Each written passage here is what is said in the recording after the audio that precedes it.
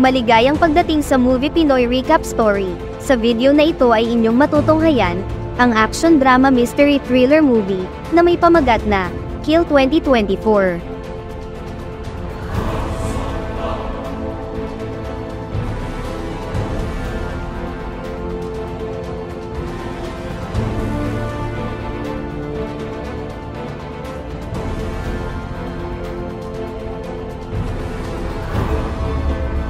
Ang kwento ay nagsimula sa isang dalagang nagngangalang Tanya at ang kanyang nobyo na si Amrit na isang magiting na sundalo na naglilingkod sa bansa.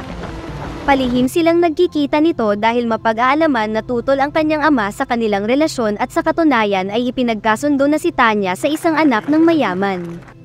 Bagamat ganito ang kanilang sitwasyon, hindi sumuko si Amrit sa kanilang pagmamahalan at sa katunayan ay nakuha niyang sumunod sa tren kung saan sumakay sila Tanya kasama ang kanyang buong pamilya pauwi.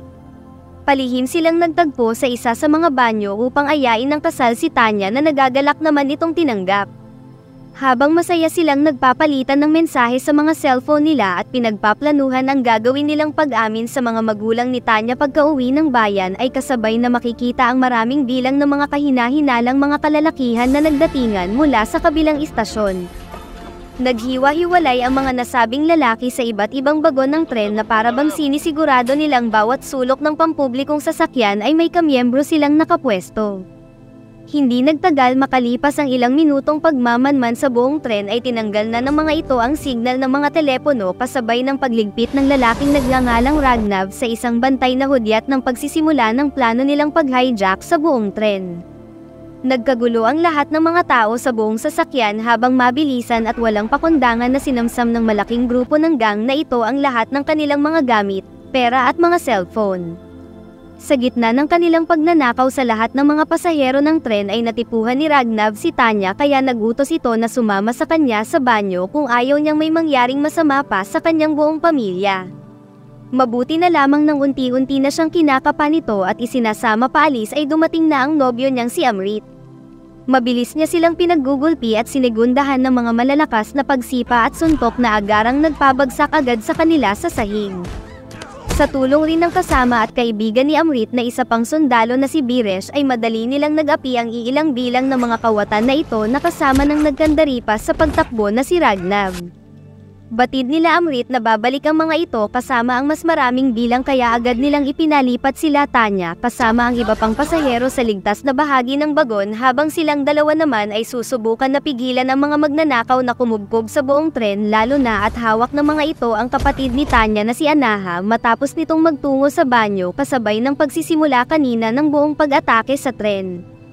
Gamit ang kanilang kasanayan at propesyon bilang mga sundalo ay madali nilang nauubos ang mga kawatan na sumusugod sa kanila. Galit na galit ang isa sa mga ito na nagngangalang Benny matapos makita ang sinapit ng tatay niyang tumatayong isa sa mga leader nila matapos itong tapusin kanina ni Biresh. Bagamat kung titignan ay nagiging madali lang ang ginagawa nilang pakikipagsagupa ay hindi nila maiwasan na mamroblema ngayon nang maisipan ng gamitin ng mga kawatan na panangga ang mga inosenteng pasahero. Nagsanhi ito ng pagkakataon na siya ay matamaan ni Ragnav sa kanyang balikat na nagpabaliktad sa sitwasyon kung saan sila naman ngayon ang ginugulpi at pilit na kinukuyog ng mga ito.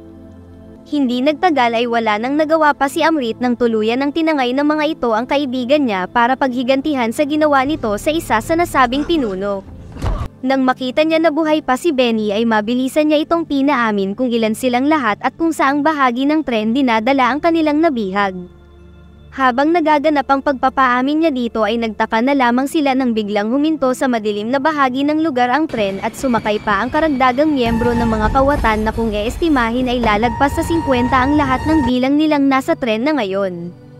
Ngayong mas lumala na ang sitwasyon, hindi na siya nagpatumpik-tumpik pa at nagmadali na siyang sumugod sa mga bagon para tunguhin ang kinaroroonan nila Ahana at Biresh. Buong kahusayan niyang ibinuhos ang lahat ng kanyang makakaya para siguraduhin na walang madadamay sa mga takot na pasahero. Bagamat nakakarami siya ng napapabagsak ay wala naman siyang ideya na ang tusong si Ragnav ay umakyat na pala sa ibabaw ng tren para hanapin kung nasaan si Benny. Habang patuloy na umaandar ang tren ay kasabay na nangyayari sa loob ang mainit na bakbakan laban sa maraming bilang ng kaaway na hindi niya alam kung saan manggagaling dahil humalo na rin ang mga ito sa sibilyan na mga sakay.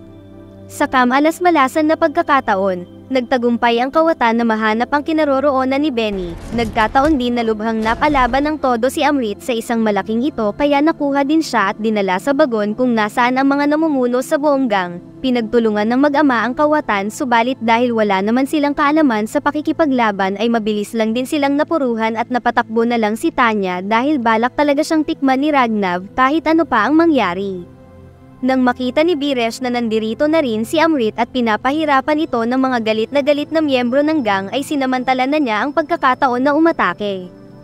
Ito na rin ang nagsilbing hudyat kay Amrit na lumaban at tila gumana ang plano niyang sadyang magpadakip kanina nang sa gayon ay matunton niya ng mabilis ang kinaroroonan nila. Magkatulong muli nilang nilabanan ang nasabing grupo kung saan naging mahigpit ang nangyaring bakbakan sa pagitan nila. Habang nagaganap ang mga ito ay siya ring nagpatuloy sa pagtakbo si Tanya dahil kahit saan magtungo ay nakasunod pa rin si Ragnav na may maitim na balak sa kanya.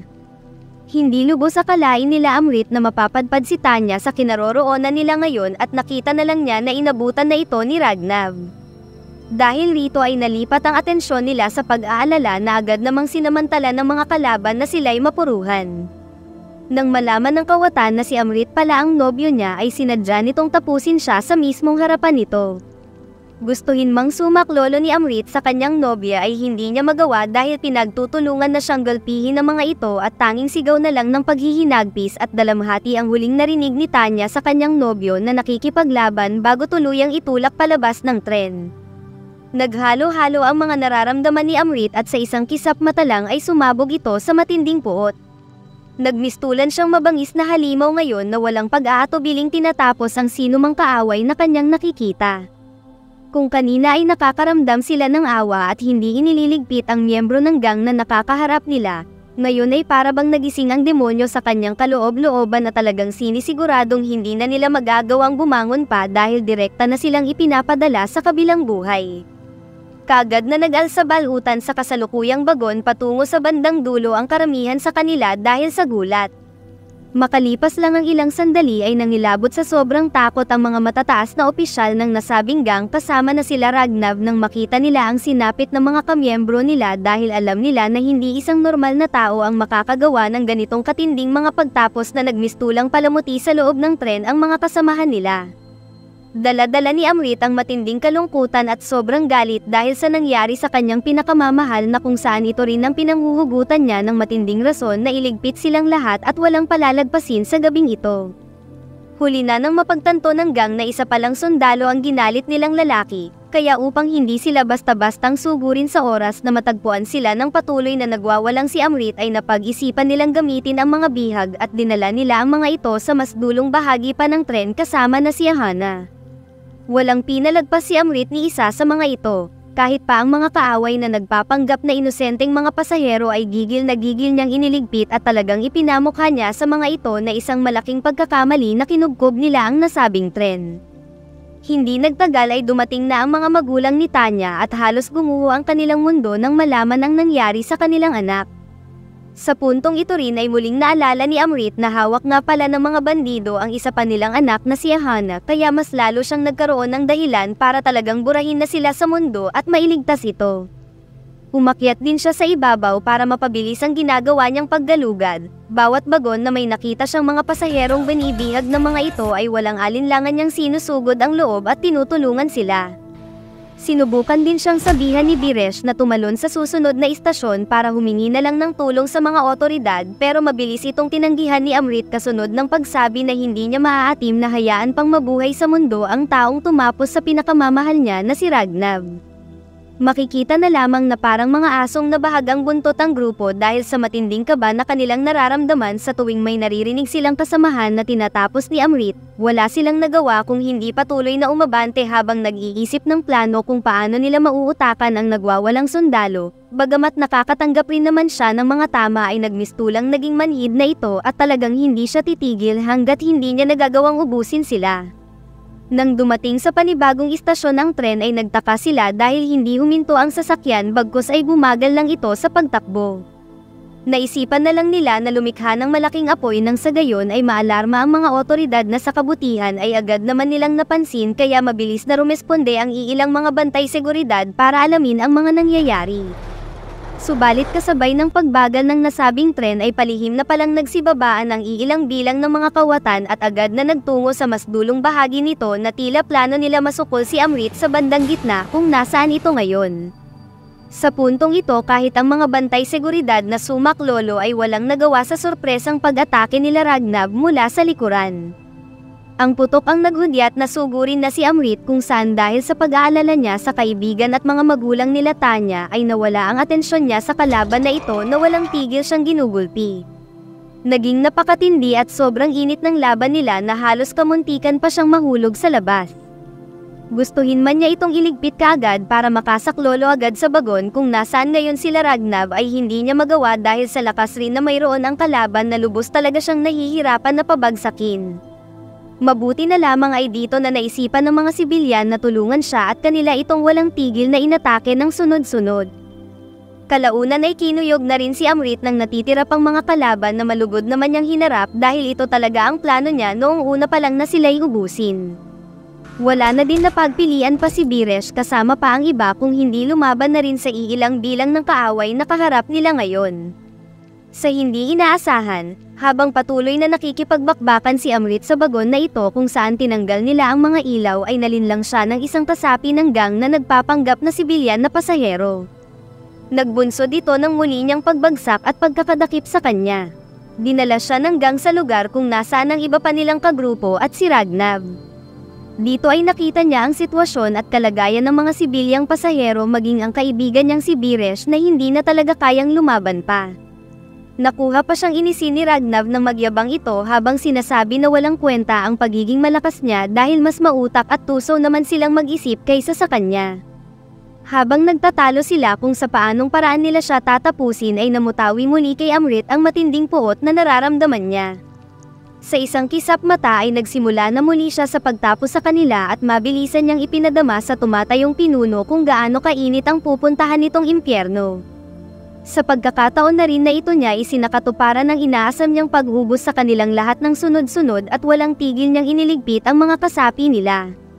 Dahil sa takot ng iba, nakuha na lang nilang tumalon ng tren na agad din namang tumapos sa mga walang kwenta nilang buhay dahil sa bilis ng takbo ng sasakyan. Kahit pa magtulong-tulong ang iba sa kanila ay walang kapaguran na lumaban si Amrit dahil alam niya na hindi niya nagawang maprotektahan ang mahal niya kaya ngayon ay gagawin niya ang lahat para wala ng inosente pang mawala dahil sa mga salot na mga ito. Mula sa napakaraming bilang ng bawat kasapi ng nang-hijack kanina sa tren, dumating sa punto ngayon na si Ragnav na lamang ang natitira sa kanila. Bagamat nag-iisa na lamang ito ay naging madaldal at kumpiyansa pa rin ito na magagawa niyang manalo sa laban dahil batid niya na nararamdaman na ni Amrit ang panghihina mula sa mga tinamo niyang tama kanina pa. Naging napakahigpit ng huling bakbakan na ito kung saan sa paglipas lang ng ilang segundo na labanan ay nagtagumpay si Ragnav na mapabagsak siya at tila ba nasagad na ni Amrit ang hangganan ng kanyang magagawa. Sobrang taas ng bilib ni Ragnav sa kanyang sarili na imbis na tapusin ng hindi na kayang lumaban na sundalo ay nagpatuloy siya sa pagyayabang dito at muling ipinaalala ang ginawa niya kanina sa kanyang pinakamamahal na si Tanya. Wala siyang kaalam-alam na ito na pala ang magiging dahilan para sumunod na siya sa kanyang mga kagrupo nang muling nagkaroon ng lakas si Amrit at walang humpay siya nitong inatake ng walang tigil habang pumapasok sa isipan ang mga masasayang memorya nilang magkasintahan. Hindi nagtagal ay matagumpay niyang nagawa ang minimithi niyang paghihiganti sa buong grupo. Dumating na rin ang tren sa panghuling istasyon na mayroon ng nag-aabang na mga otoridad. Sa pagtatapos ay lumabas si Amrit at napaupo na lang sa isang upuan habang makikita na sinamahan siya ng presensya ng kanyang pinakamamahal na si Tanya. Special shoutout kay Teresita Baay from San Pedro Santo Tomas, kay Mary Joyful Dinawanaw, kay Rose Blossom from Caloocan City, kay Kyle Huete from Cebu, at sa huli kay Bogard Kainin. Maraming salamat po sa inyong panonood at pag-like ng video.